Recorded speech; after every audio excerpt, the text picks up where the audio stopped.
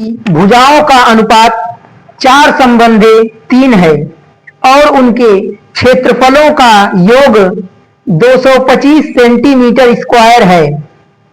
छोटे वर्ग का परिमाप ज्ञात कीजिए। 4 ऑप्शन दिए हुए हैं।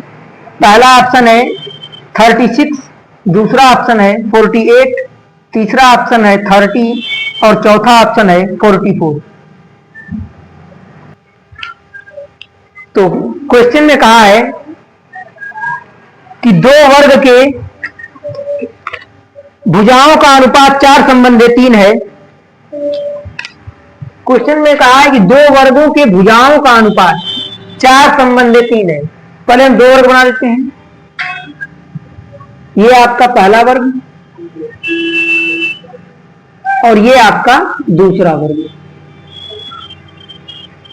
अब क्वेश्चन करा है कि दो वर्गों के भुजाओं का अनुपात 4:3 है। ये दोनों वर्ग की भुजाएं हैं, मतलब पहले वर्ग की भुजा का मान 4 है तो दूसरे वर्ग की भुजा का मान 3 है। और मैंने आपको बताया था कि जब भी कोई चीज अनुपात में होती है तो अनुपात वह राशि होती है जिनके बीच कोई उभयनिष्ठ नहीं होता। मतलब जब भी अनुपातिक राशियां दी होती हैं तो उनको आप x या y कुछ न कुछ मान लेते हैं। तो पहले वर्ग की भुजा हो गई 4x और दूसरे वर्ग की भुजा हो गई 3x। बोला इनके क्षेत्रफलों का योग। किसका योग? क्षेत्रफलों का योग, मतलब पहले वर्ग का क्षेत्रफल और दूसरे वर्ग का क्षेत्रफल, इनका योग। तो हम क्षेत्रफलों का योग कब कर पाएंगे? जब हमें पहले वर्ग का क्षेत्रफल पता होगा और दूसरे वर्ग का क्षेत्रफल पता होगा, तभी तो हम इनको आपस में जोड़ पाएंगे। सही बात है। चलो, तो अब हमारा उद्देश्य क्या हुआ? पहले वर्ग का क्षेत्रफल ज्ञात करना और दूसरे वर्ग का क्षेत्रफल ज्ञात करना। क्योंकि जब तक हमें क्षेत्रफल का मान मालूम नहीं चलेगा, हम क्षेत्रफल को जोड़ेंगे कैसे? क्षेत्रफल को हम ऐड कैसे करेंगे? तो पहले वर्ग का क्षेत्रफल, तो क्षेत्रफल बराबर ए स्क्वायर। पता है कि ये एक वर्गाकार आकृतियां हैं और वर्ग का क्षेत्रफल होता है भुजा का स्क्वायर।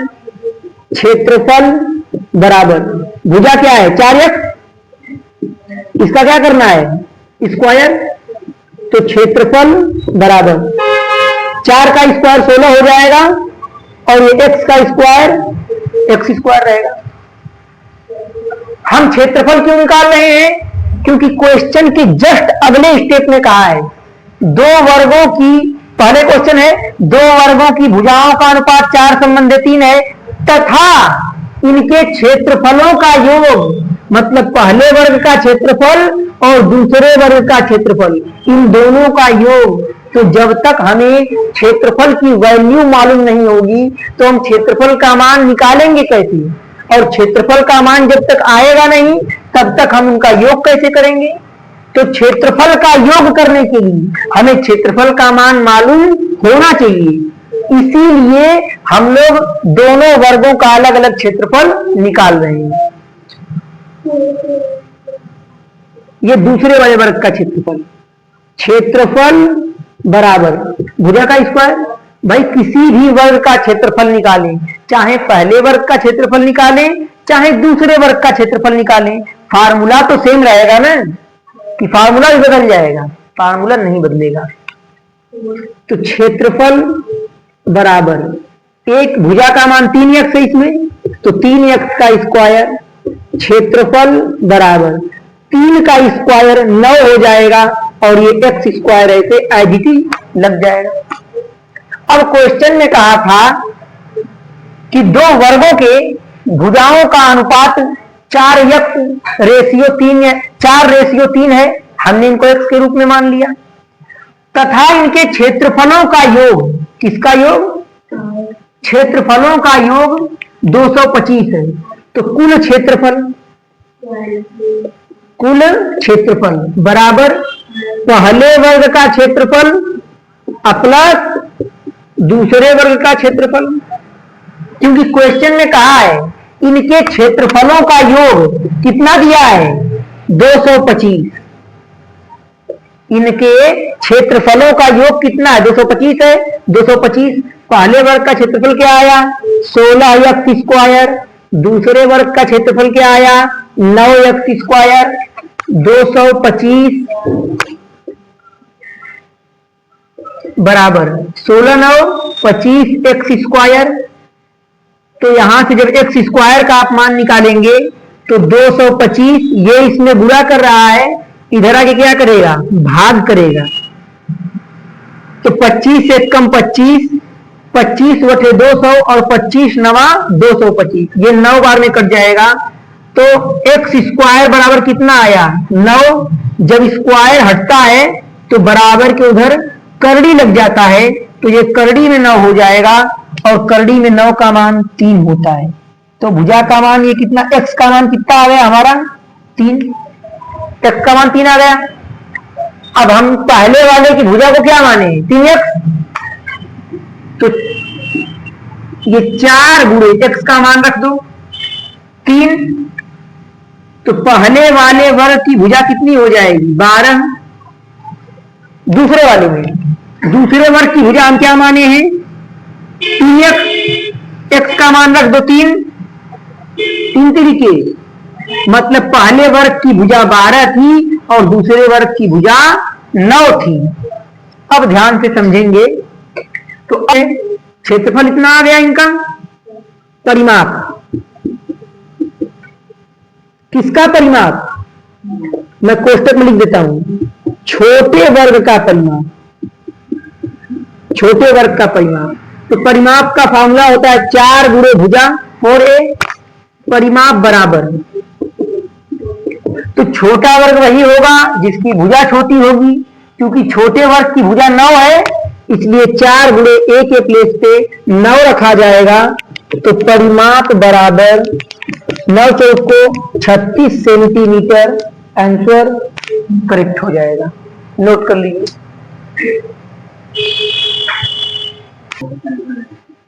यदि किसी वर्ग की भुजा 1/10 मीटर है तो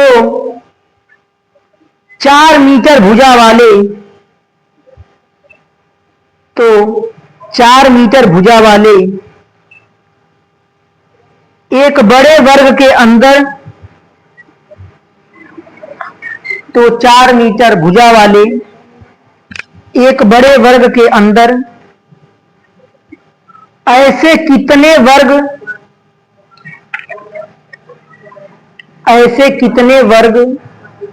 रखे जा सकेंगे?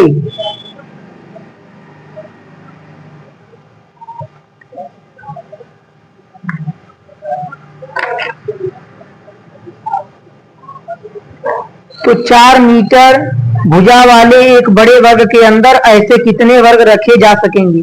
4 ऑप्शन दिए हैं। पहला ऑप्शन 1500, दूसरा ऑप्शन 1600,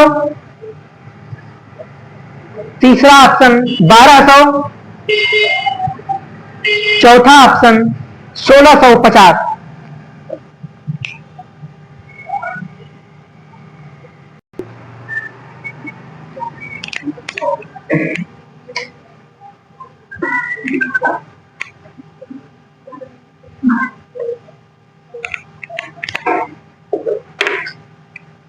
तो सभी लोग क्वेश्चन को ध्यान से पढ़ेंगे।